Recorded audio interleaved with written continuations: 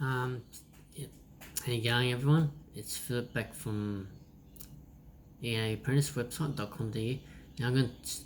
Today I'm going to be advising you what books you need besides the AS3000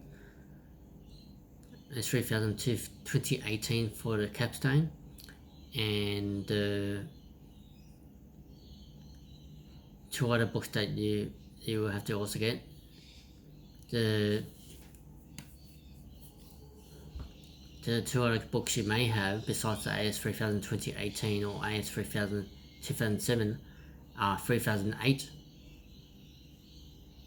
for cable selection, and the one for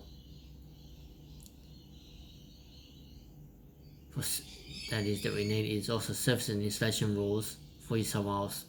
So the two other extra books that you need is 3017 and 3012, which I will just let you know what they are. The 3012 is construction and demolition, and 3017 is the verification.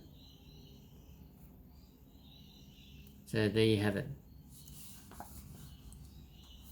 Thank you for watching and enjoy.